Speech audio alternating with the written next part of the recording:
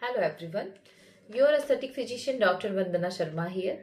तो चलिए आज इस वीडियो के थ्रू मैं आप लोगों के कुछ पेशेंट्स के कुछ क्वेरीज होते हैं। जैसे कि एक सवाल होता है कि बिना किसी प्रोसीजर के एक्ने स्कार जैसी स्किन कंसर्न को रिड्यूस किया जा सकता है, क्लियर किया जा सकता है या मिनिमाइज किया जा सकता है।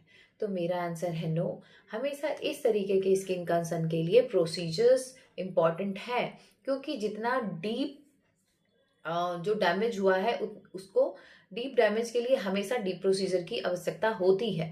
जैसे कि माइक्रो निडलिंग हो गया, MNRF हो गया, CO2 लेजर हो गया और कुछ ऐसे पील जो बहुत डीप जाते हैं, जो फिलहाल अभी यहाँ इंडिया में इतने पॉपुलर नहीं है। फॉरेन कंट्रीज में होते हैं, जिसके सपोर्ट से इस तरीके के स्कार पील ट्रीटमेंट से भी कम हो जाते हैं, बट वो पील काफ़ी डीप पील में आते हैं। तो किसी भी तरीके का प्रोडक्ट या सीरम लगा लेने से एक्ने स्कार जैसी समस्याएं नहीं जाती। हाँ, डार्क स्पॉट्स लाइट हो सकते हैं क्रीम या कुछ अच्छे सीरम यूज करने से, बट जो गड्ढे होते हैं स्कार, वो किसी भी क्रीम या सीरम से नहीं जाते।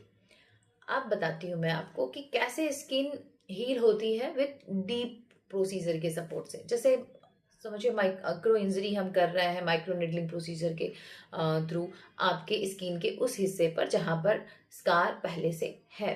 तो जब हम उस स्कार के ऊपर माइक्रो निडलिंग जैसा प्रोसीजर करते हैं, इसका मतलब कि हम उस एरिया में नए वाउंड्स कर रहे हैं, बहुत सूक्ष्म माइक्रो इंजरी कर रहे हैं।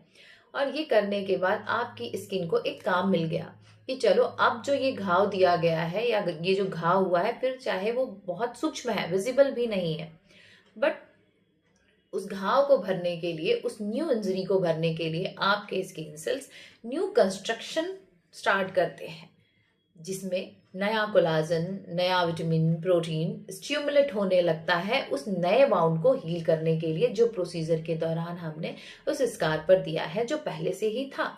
तो जब न्यू कंस्ट्रक्शन होगा, नया विटामिन, नया कोलाजन, प्रोटीन स्टिमुलेट होगा, जिससे आपकी न्यू इंजरीज हील होंगी, और उसी हीलिंग के दौरान जो पुराने स्कार वहां पर थे, वो भी न्यू हीलिंग के सपोर्ट से मिनिमाइज होने लगेंगे, रिड्यूस होने लगेंगे।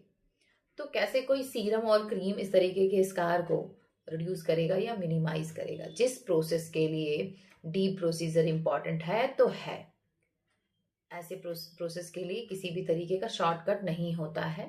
तो ये एक्सेप्ट कर लेना जरूरी है। किसी स्कैम का हिस्सा बनना या फेक एडवाइस का हिस्सा बनना थोड़ा भरोसे को भी कहीं ना कहीं खत्म करता है। जब फेक एडवाइस का हिस्सा बनते हैं लोग और वो करने के बाद होता नहीं है, तो ट्रस्ट भी डाउन होता है। तो इट्स बेटर कि ऐसी चीज़ों के लिए हमेशा प्रोफेशनल की एडवाइस लेते हैं, और उनके एडवाइस के बाद ही इस तरीके के जो भी ट्रीटमेंट प्रोसेस है उसको करना होता है, ताकि जो कुछ भी है आपको मिथ्य में ना रखा जाए, रियलिटी बताई जाए और रियलिटी को एक्सेप्ट कीजिए। तो आपके लिए भी अच्छा है, आपका समय भी बचता है और आपका पैसा भी बचता है, और आपका भरोसा भी जो है वो हमेशा के लिए बरकरार रहता है। तो यही था मेरा आंसर। जो सच सच है, मिथ्य में ना पड़े, फेक एडवाइस की तरफ बिल्कुल ना जाए, किसी स्कैम का हिस्सा ना बने। Thank you so much.